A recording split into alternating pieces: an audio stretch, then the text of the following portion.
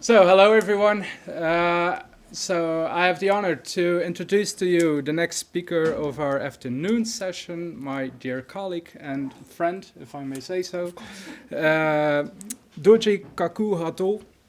So, he's a final year PhD student at the Classics and Philosophical Department of the University of Ghana.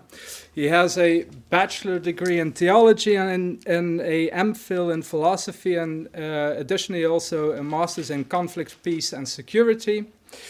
His research focuses on a philosophical analysis of climate change theories and designs with a particular interest in the green paradox, which he says he has solved, and the supply side of climate mitigation policy. Other interests of his lie in AI materiality and ethics and the ethics of extraction of natural resources.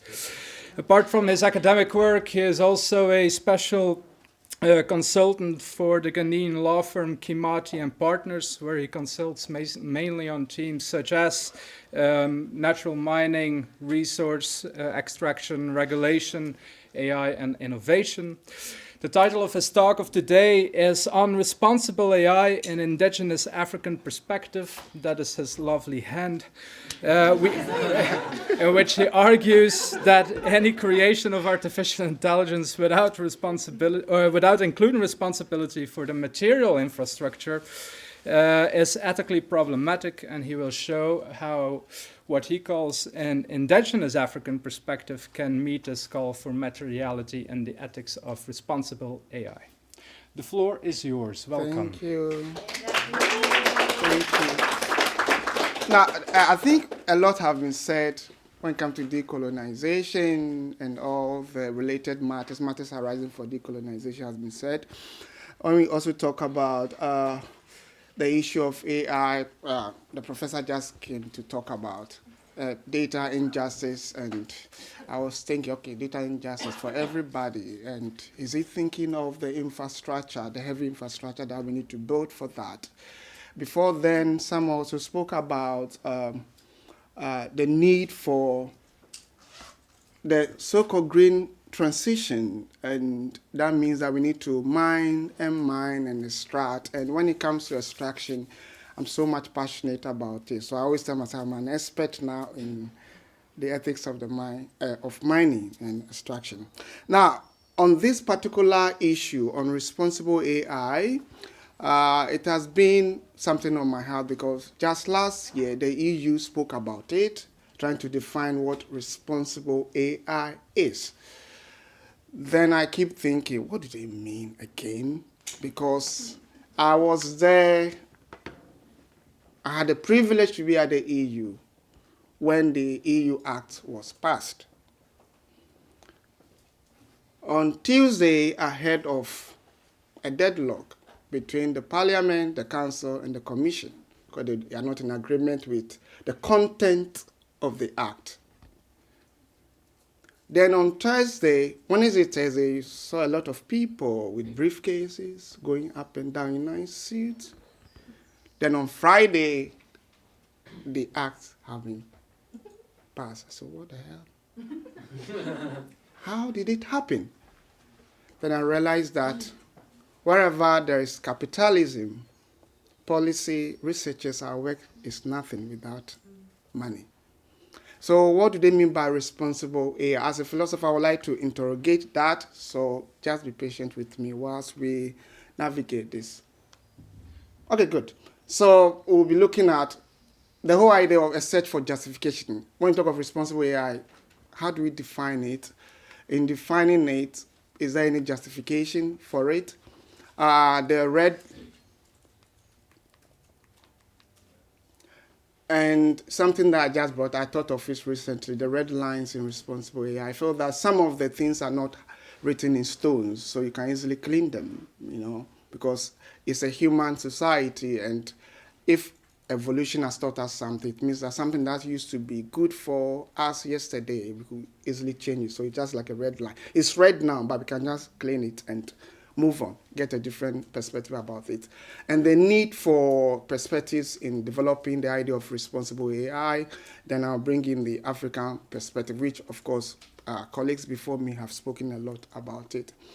Now, in terms of defining the responsible AI set for justification, I try to look at two main things. One from the Parisian questionnaire for AI. This was a questionnaire by the Chatham House trying to look at how the mass usage of AI in the society affect the society and what is the perspective of the ordinary person when you talk of AI. How do you understand it? What is the effect? So express yourself. So it's a very beautiful questionnaire. Then the EU acts on responsible AI. Let me just explain it because I won't dwell so much on that. Their definition is human-centric, trying to say that it's about the art. When we talk of responsible AI, I want to talk about the rules or regulation that should govern and promote human-centric use of AI.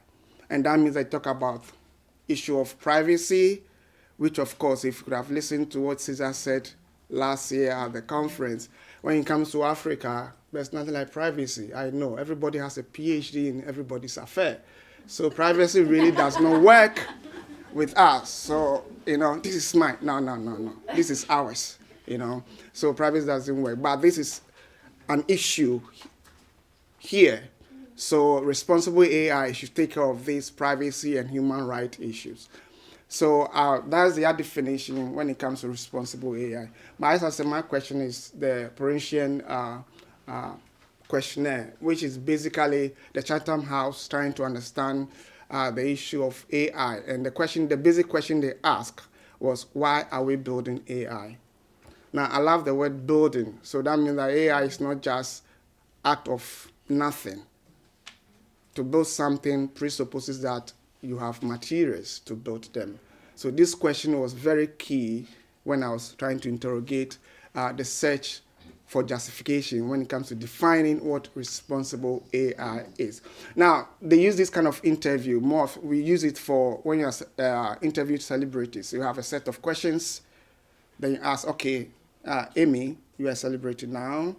How are you? You're fine, good. So for how many years have you been in the AI space? 15. Yeah, so what is your perspective of AI in the future? So these are the questions they are asking, That's an example. Now, so I rephrase those questions targeting what we mean by responsible AI.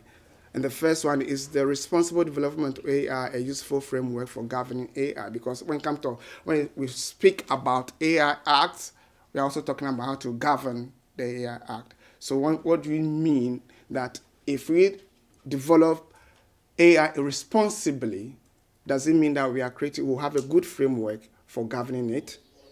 Then we also talk what entities or structures are capable of guiding responsible AI.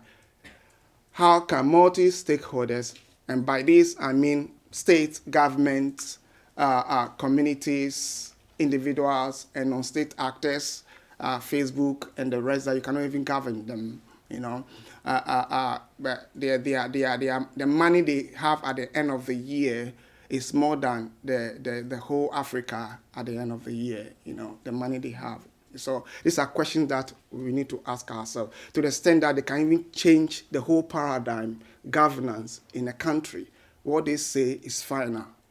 What they say is final. So what are the less visible effects and implications of AI on response? And this question, for instance, has a relation to sustainable AI, things that we don't see, and something that I'll capture strongly in my write-up, the risk of unknown risk is something that we need to be careful of when it comes to AI.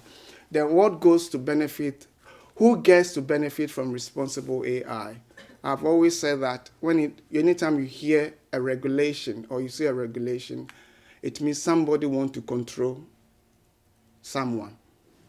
Somebody will surely benefit from the regulation.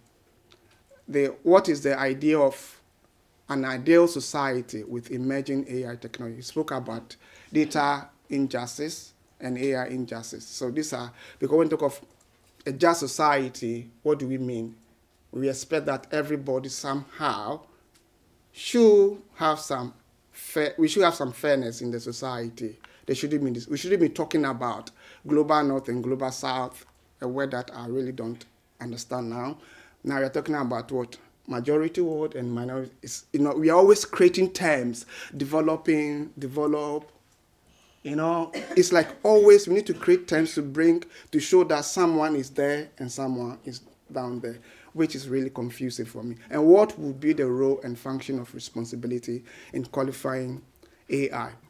So, looking at the questions, the question of what is responsible AI also falls into the whole question of how, when, and where of AI. And we have spoken about the fact that I think there's this popular words that AI is disruptive and it's pervasive, you cannot control it. So you think that it was just built for the European consumer, but before you see it's in Ghana, you find some few countries that when it is built there, it does not go out. But more often than not, you find high-tech machines built in Europe. You go back to Ghana, you see people using it. So I ask the question, when we talk of what is responsible AI, we cannot talk about what is responsible AI without thinking of how responsible AI should be, when, and the rest. By how, I'm talking about the methodological challenge that we may have in terms of the design of the AI and the deployment of the AI. When we talk of we also have the temporal challenge in terms of time, because if you don't take care and you send AI to a place where there are crises and conflicts, you may either aggravate the conflict, because AI can be a tool for distraction already, where there can be misinformation, and just to be out of the comfort zone for all of us, recent Palestinian-Israel thing, and the misinformation and disinformation and all, we know the power of AI in this state. Then the spatial challenge, where we know that AI is being used in other jurisdictions when it comes to even mapping the migration of birds. Others are using it in agriculture and the rest. Also, it can also have its own difficulties, because it also can be another form of creating other problems, comparting the problems already in a certain culture. So all these things, so for me, when we talk of responsible AI, we should think of all this.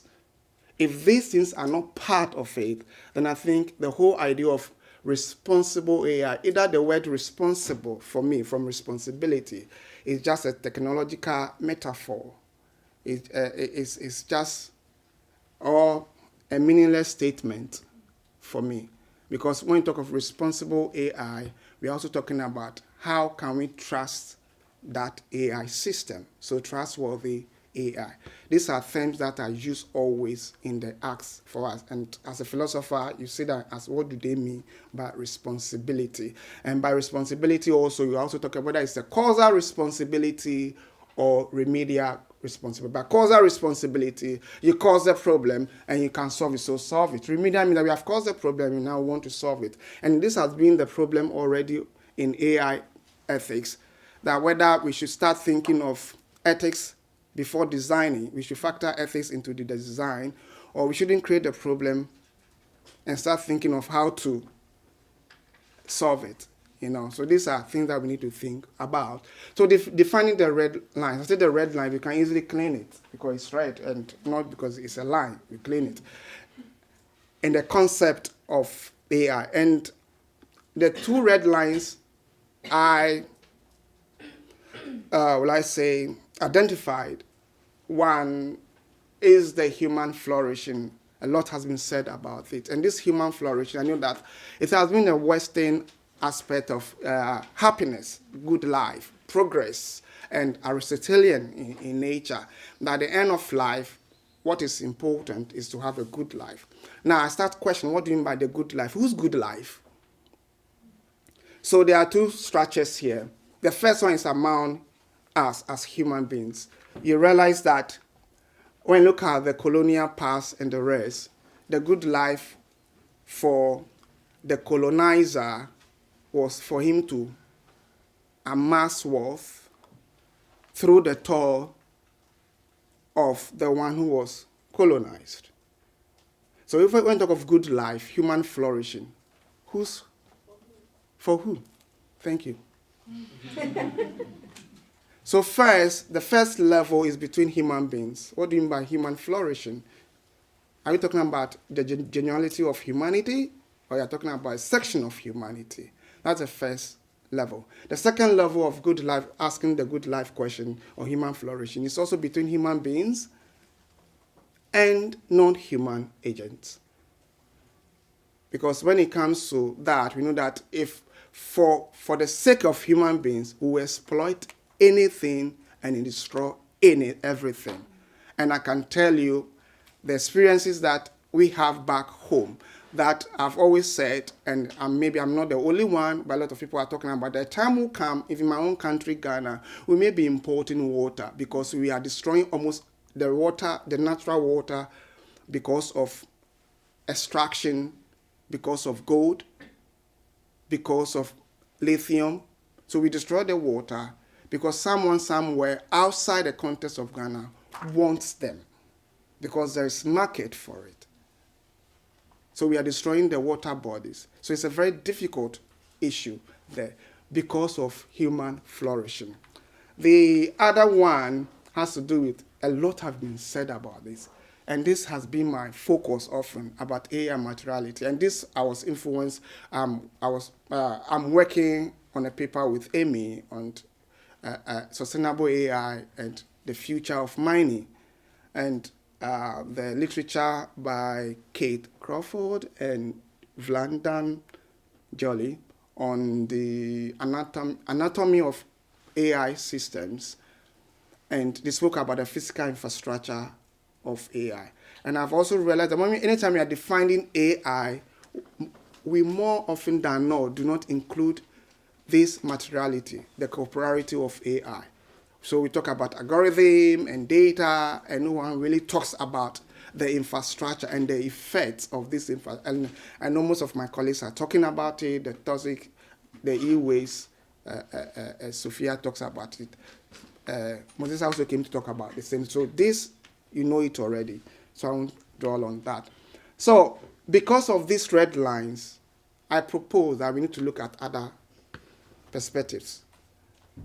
Why? Because it seems the existing philosophies, human flourishing, the idea of good life is truly the reason why we have this sketching definition of responsibility, responsible AI.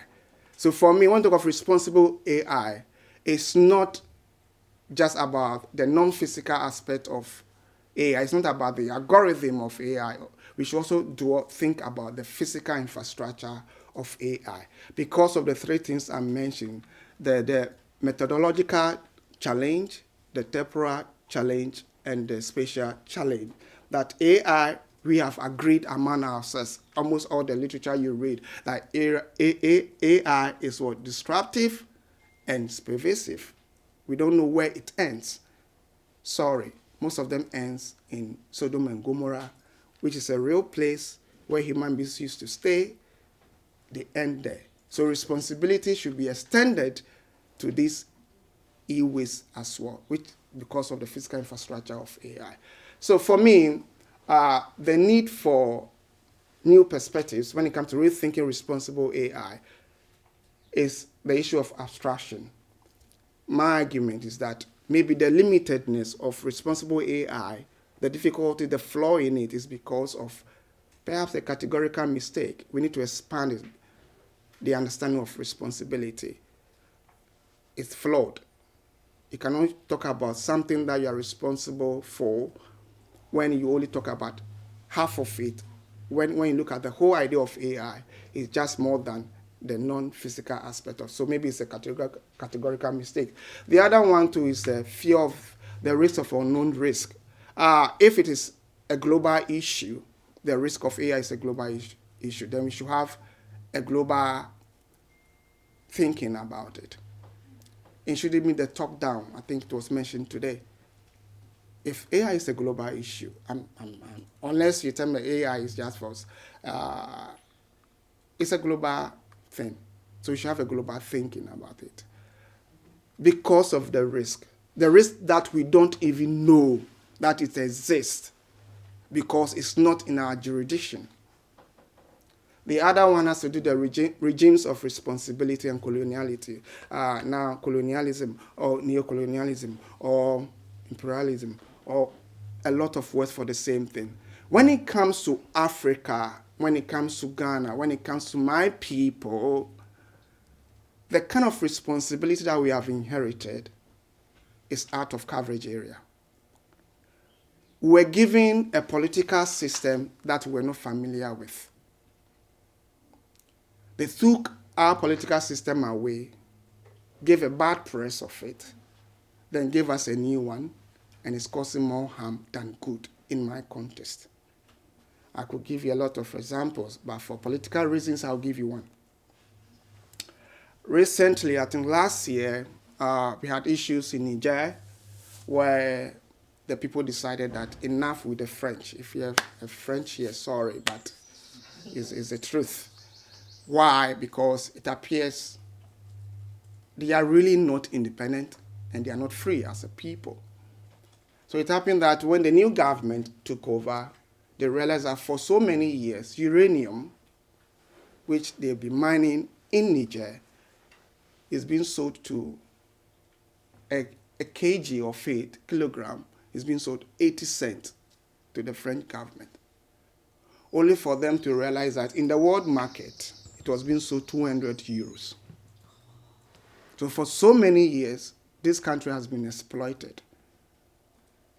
But uranium is used for power electricity, and this country, almost half of the population don't even use it. They don't even have electricity. So when we talk about the regimes of responsibility of the colonial masters taking care of those they have colonized, it's a bad experience. So when we talk of responsible AI, it's just the feeling of a repetition of somebody telling you that we are responsible, but really they are not responsible. Hence, we need a different way of thinking when it comes to responsible AI. And my little way of contributing to responsible AI, the perspective, we have a lot, but I just want to dwell on the African perspective. And even in African perspective, we have different understanding. So I don't want to shoot myself and tell you that the African perspective is one. We have different perspectives. But I just want to dwell on this. The idea of the common humanity, and a lot have been said. I know that when you talk of common humanity, there's a temptation to think that I was having a discussion with my good friend Tijs on that earlier this morning, and we're talking about the Christian notion of even common humanity. And I said, yes, the Christian has it. We also have it. Whilst the Christian's own has God factor, we don't have the God factor in our common humanity. The fact that so far as you are born, you belong to a human community. And the common humanity means that you have responsibility to take care of everyone, even to strangers, those you don't know. And this is the African perspective of common humanity. It has nothing to do with God. So without even God factor, we'll still take care of each other. So typically, there's a saying, the proverb in Asante Chi, professor, help me out here.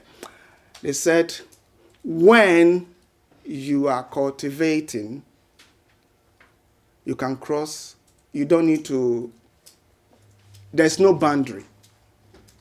This is an Akan proverb. In terms of like farming, there's no boundary. Why? Because when you are farming, farm in a way that you are thinking of providing for other people. So the common humanity thing is clear there. So for me, I feel that when this perspective is brought into the discourse of defining what is responsible AI, it could help enlarge that concept of responsible AI. That it's not just, it shouldn't be just Eurocentric, but it should also have other communities in mind. Now, when you are building or designing the AI, think of the effect, think of where the materials are being sourced, because it's not just about the design. After the design, you need to model the design, you need to test it, and you need to use raw materials. How will it be possible? How will you use AI without this physical infrastructure? But this physical infrastructure did not come out of vacuum. They were mined from which communities? A lot of communities. So we need to think of those communities, how those the material sourcing of this AI, we need to think about it. So for me, when you think of the common humanity, then you need to design your AI, when you talk of responsible AI, design it in a way that if we need to reduce the extraction, that's my view, because I'm concerned about that, or make sure that the end product of what you are designing does not cause an unknown risk that you don't know in your jurisdiction. How? When we think of the common, we don't think only about the global north, the minority. Don't think about the tech capitalists. Think of the whole world. By the whole world for the African, it's not just the human being, but even the species, the non-human beings, the trees, the river. Think about it before you design. Be responsible.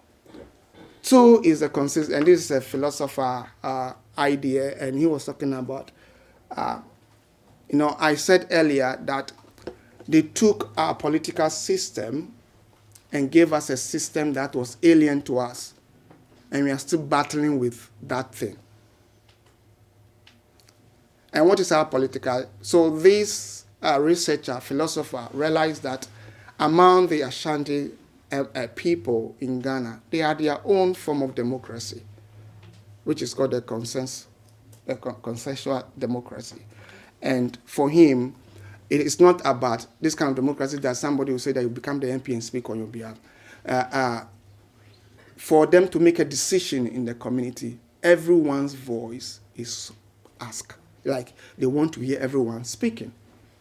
Even if you are not part of the enclave of elders, before the elders will make a decision, he must ask, what is your view?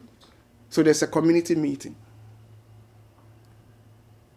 Everyone's voice is asked, like they want you to say something.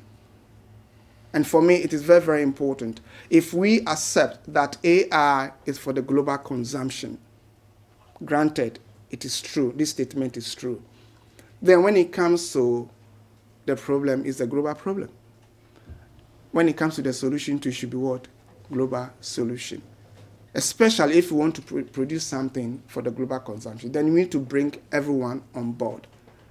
One way is, let's build a consensus. And because what I've realized with the EU experience, which is a good experience, I'll be forever thankful that research is not enough.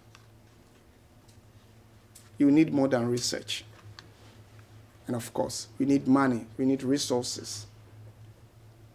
And I don't know how to put it, but I think I'll end that point here. I'll talk about it later. The other one, the last thing I'll talk about is the perception of the commons, which we have spoken about it. The commons, the tree, the river.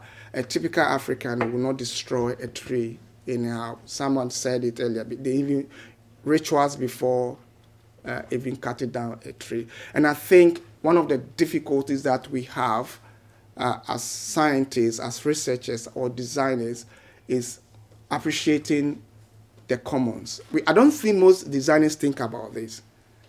And for me, a typical African, whatever he would do, would think about how it affects the non-humans, how it affects the land, to the extent that the land is used in trust. Whatever land you are using, it's not for you. It was handed down to you by a generation before you. So make sure you hand it down to a generation after you. And which is very, very important. And if this thinking is framed in, in also in framing AI policies, I think we'll have a fair appreciation of what responsibility is. Again, this can also help, especially the perception of the commons, can also help to have a reverse thinking when it comes to human flourishing, because everything else is about the human being. And the injustice between men and women, whatever it is, I think having the understanding of having a good perception of the commons and the understanding of common humanity will help us rephrase the understanding of human flourishing. All said and done, I would think that with these perspectives that we have, and we could solve most of the difficulties that were raised earlier during this presentation, this workshop. So I'll end here so that you may not ask your questions. Thank you. Oh, really?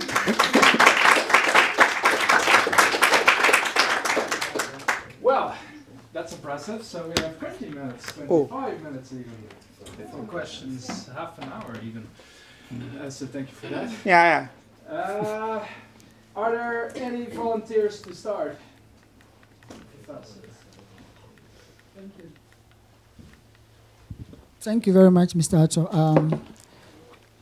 I appreciate the presentation, was quite good, but I wanted to ask this question. It looks like you don't have any trust in responsible AI at all. You think the word itself is an anathema, it shouldn't be used at all.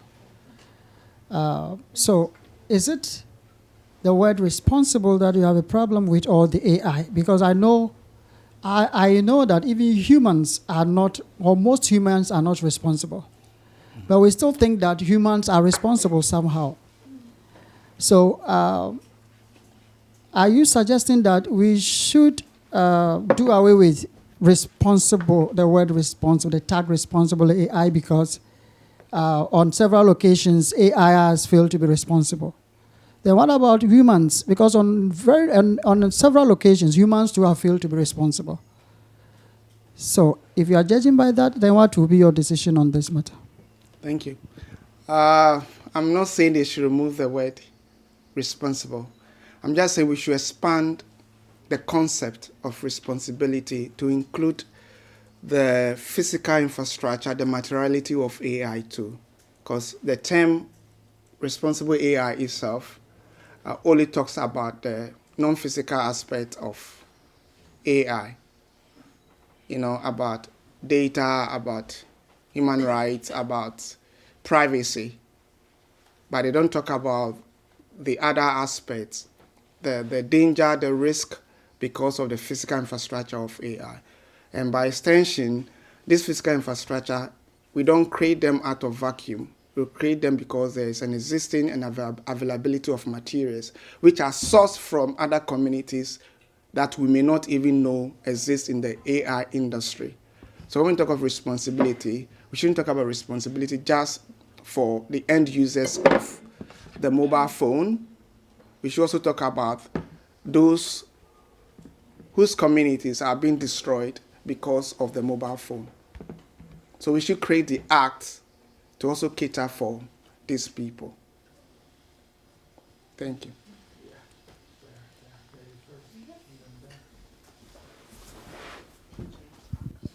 Thanks, Dodzi. Nice to see you again. I wanted to actually repeat a question that Samuel asked Modesta after her talk, and he was talking about a kind of threshold of sustainability. And so he was asking Modesta, let's say we could get to 90% renewable energies, and I think he was referencing Google and the plans that Google has for reaching certain levels of sustainability. So if companies could say to you, our version of responsible AI will be looking at many of the environmental consequences that you suggested up to a certain threshold. Would you be comfortable with that? Would you be happy with that? And would you consider that responsible AI? Sure. We need to start from somewhere.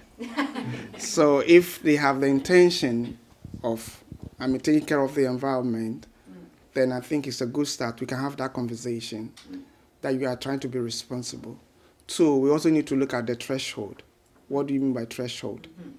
Then when we define it, and I'm okay with it, then I think we should go for it. Okay. Can I push on that? Yeah. Can I push back on that? So you had mentioned a really surprising anecdote or statistics that it's been said in 10 years Ghana will have to import water because of all of the toxins in the soil contaminating the water.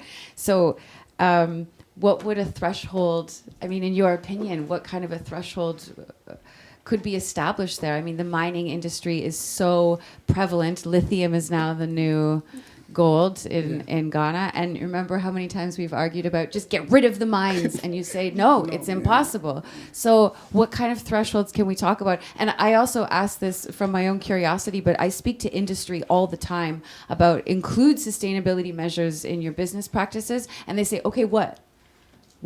Tell me what to do about it. So if you could be sitting in front of a company, what would you tell them that they have to do to be responsible, to do responsible AI? Good. If there's a way to build a technology, which I know there's a way, to help maybe prevent more often than not the, how do we call it, the waste from mining entering into the river streams, fine, they should do it. That's the first thing I'll talk about. Again, if they could also throw the mining, higher percentage of whatever resources they get should also be reinvested into the community, I'll go for that. Because now I've changed my mind. I used to be a radical person that, okay, there's sustainable mining. After a few months of experience, I said, no, we can't stop mining. But I think we can have a common sense approach to mining. That the communities that because this is from mining. I think everything that we are using is from mining. But if there's a common sense approach to mining, where you know that whatever you are mining, whatever resources is there, they were handed down to you, and you must also make sure that you hand it down to the generation after. You have a responsibility towards the generation. Then I think we can have that common sense understanding of mining. So I think that's where I'll look. But if there's a way to make sure that the waste, the destruction of the water will be prevented, I'll go for it. Yeah. For now, I think there's too much politics involved in our context. There's also unhealthy capitalist ideologies in our context in Ghana. In Africa per se, I've always said that the most dangerous thing in this world is trying to practice what you don't have the foundation for. An example is democracy. It's very, very dangerous. We don't have the foundation for these forms of governance system. When it comes to economic system also, we don't have the foundations for it. So the capitalist system does not have a foundation because literally the individual worth is meaningless without the community worth. So if you have the community as your foundation, as your philosophy, your way of training, your way of thinking, that you are worthy, you are rich because of the community, because of the natural resources you have around you. But the capitalist idea is more of like individualistic. You know that there's this kind of conflict, tension between the community and the individual in our context. And the new economic system of capitalism really is not helping the continent. Because most of us don't understand it as well. So this is the danger. So if we have a way to overcome these difficulties, I think we should be okay. I won't go against AI, but I want responsible AI. We first had a question here. Who else wants to ask questions? Just to know. Thank you, Dodzi, also for taking this very holistic view and taking the whole supply chain for AI into the picture. And I think through that also your point on what common humanity would mean for you became super clear for me. And now looking at those other points that you made, so on the one hand, this consensus-driven approach, but also this trust of community, and are actually looking on potentially Ghanaian, but maybe also regional or even international companies developing AI. What would you like to see differently of how they develop AI, to see those 2 points of a consensus-driven approach, but also trust of community materializing for you in practice? Good. I think they need to concretize their systems. I spoke about the special challenge that you create a system and the system finds itself in a context that it is alien to. It just destroys that system. There is this movie, old movie, The Gods Are Not to Blame.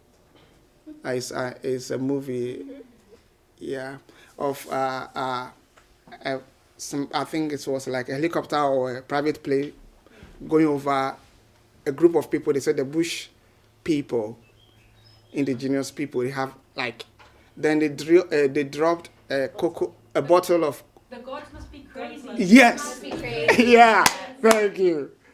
Then, because of that bottle, which is alien to that community, created a lot of confusion. So if we want to create AI that is responsible, then we need to respect the context where the AI will be. Then I think that will be the conversation I'll have with them. They shouldn't be lazy designers. They should expand their thinking. They should do more research. I know that we are creating this thing for the Ghanaian context, the African context. Let's create something that will respect their values, their communities. So I think EU is doing well, trying to force tech companies to make sure that they answer to the needs of the EU citizens. So Apple, for instance, whether you like it or not, make sure that your chargers should be consonant with what? Type-C. They were forced. If they go against it, they'll be fine. And they did it. You know, so I think this is a conversation that I'll have. And also I'll have conversation with my people. By my people, my leaders. Yeah, who could be bought. Some of them could be bought by coins. So I'll have this conversation with them. Thank you. We had a question over there. And then over there.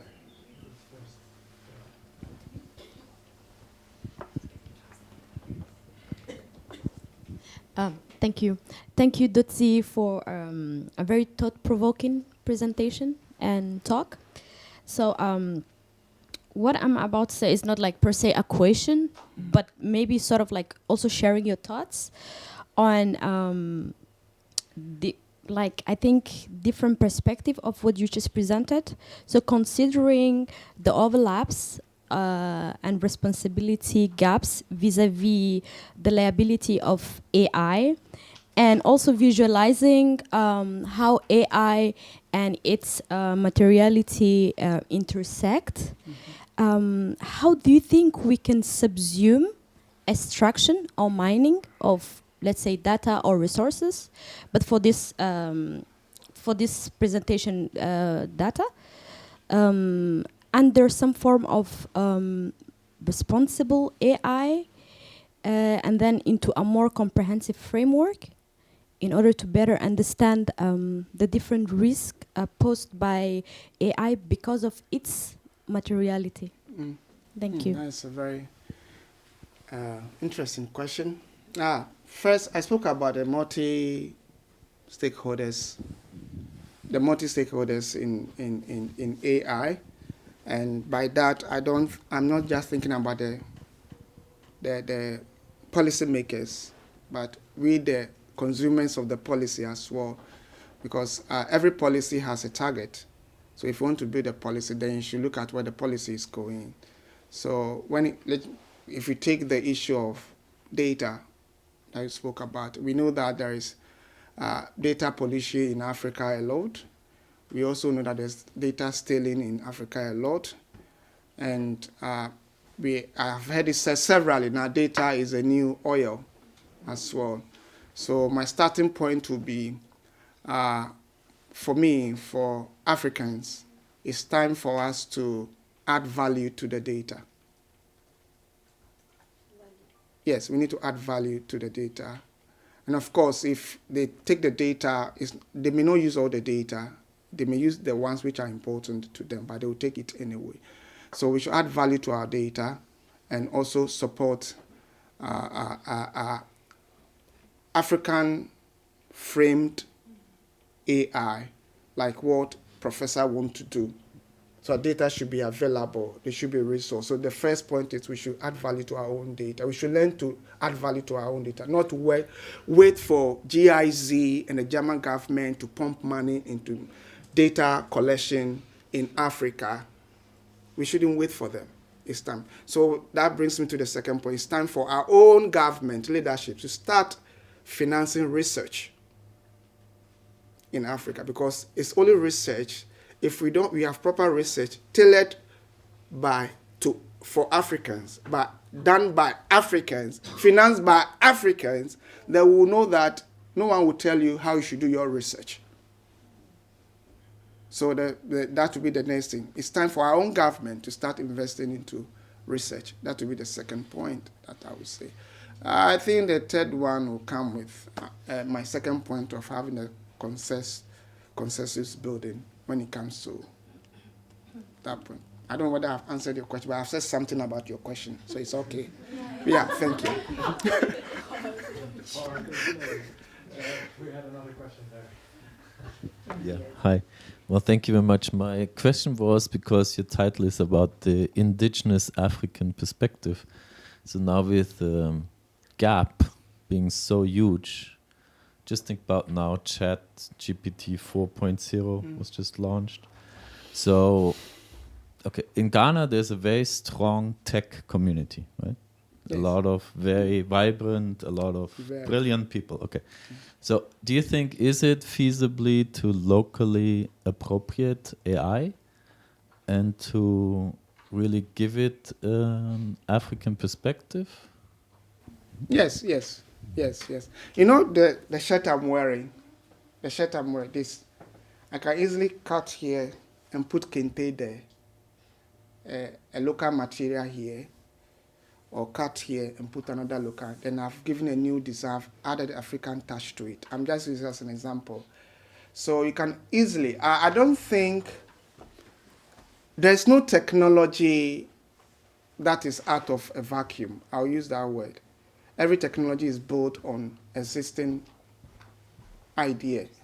So if Africans can also utilize or tap into the new technology and use it to their advantage, why not? We know that there is one of the fintech in Africa, in terms of Momo, is using, I know it started in my life, the first time I saw a fintech operating in Africa was in Kenya, Safaricom. M-Pesa. Then transfer. And Africa, I mean, they are really hooked into that. It's even faster and safer than banking, using the traditional banks, that kind of thing. So basically, we are tapping into this technology, how to use for this financial system. I also know that as part of Africa's AU's Agenda 2063, we expect, they want us to reach a point that Africa will be a technological hotspot and data-driven, technologically driven country. So it's something they need to work towards too. How? I don't know. But it's still in the policy decision of the future of Africa. And if you read that book, they have written the Africa we want. The Africa we want. And they have a huge chunk of the literature dwelling on this, how to explore, use technology to build Africa. So that's how I say it. All right. Any other questions? No? Thank Maybe you. I have a question. Oh gosh, my friend, don't do that. So I was just wondering. So I was just wondering, based on your conditions that you presented, so parameters, criteria that you presented at the end of your presentation, so common humanity, the commons themselves, and which was the third one? Consensus. Consensus. I was wondering if you, just on conceptual grounds, if you take these really as standards, are we then still talking about artificial intelligence actually? No. I think we are talking about a different kind of innovation, but definitely not artificial intelligence.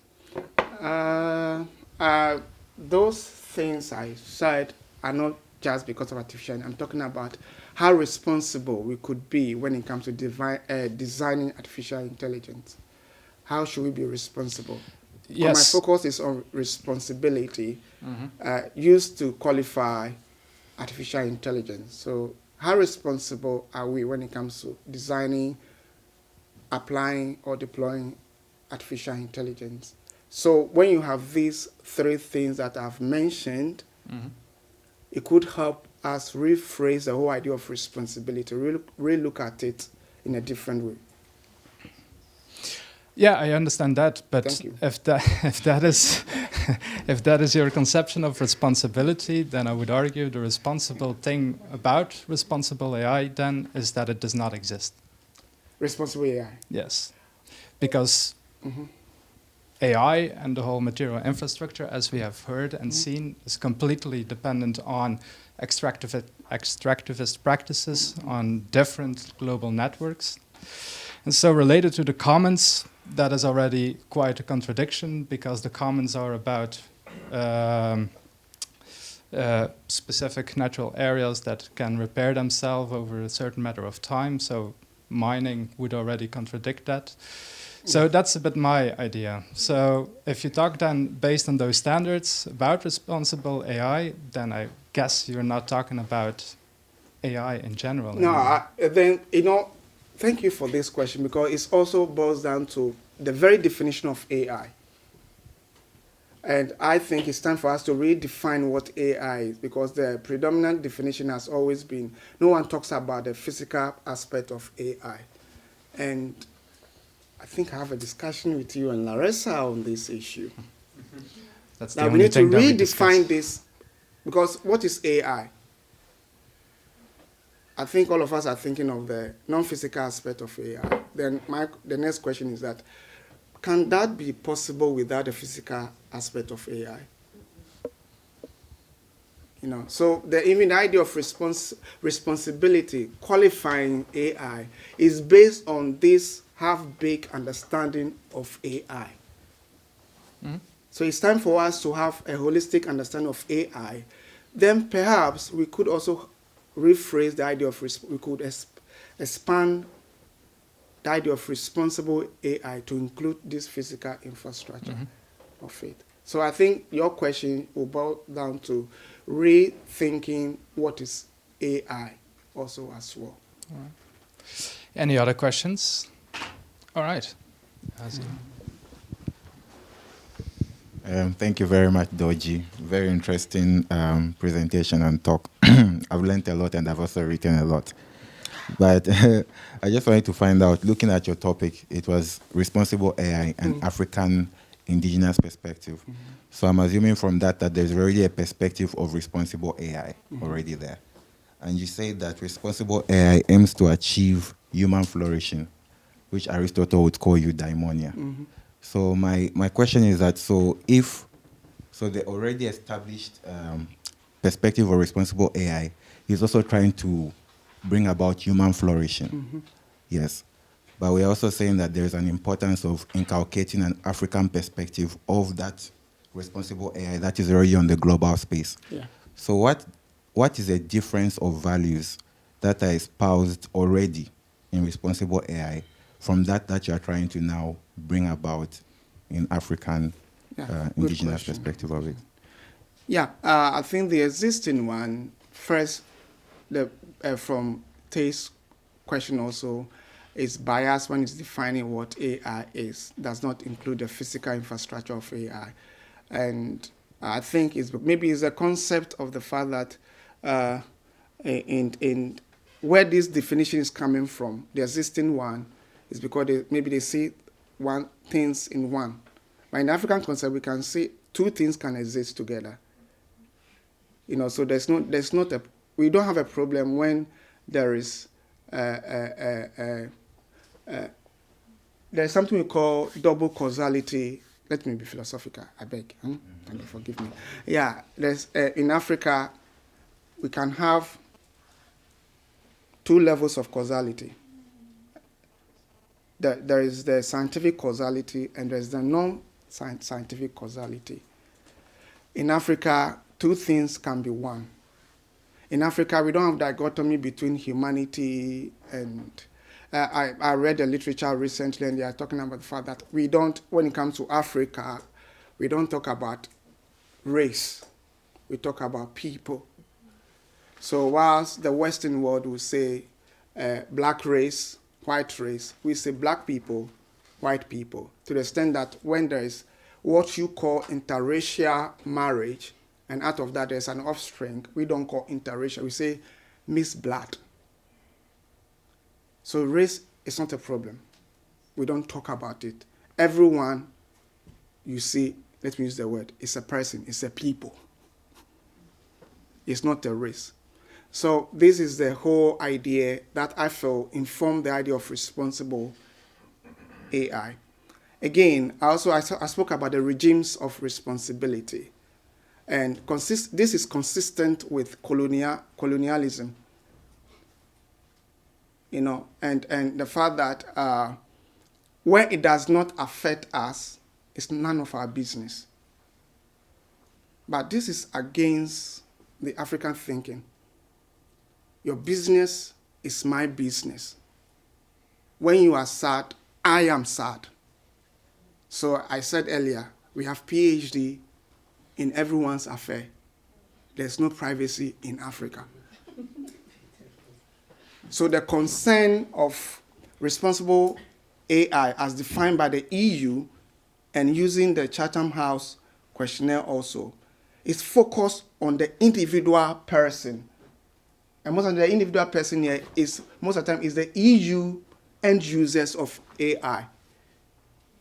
So I'm saying, perhaps if you expand the idea of AI to include this African perspective of how they live their lives, of the understanding of the common humanity, of consensus, of the idea of the commons, it could help expand the understanding of responsibility used to qualify AI. So this is where I'm coming from. And with that, I think we're going to close up. Or did you have another question? Yeah, do we have time? If we have time? No, we don't have time. It's the time is over. Just over time. My apologies. Maybe you can ask it in the break. Yeah. So we have a break now of 15 minutes, which is 5 minutes longer than the previous one. Good for you. Enjoy it, and I'll see you back at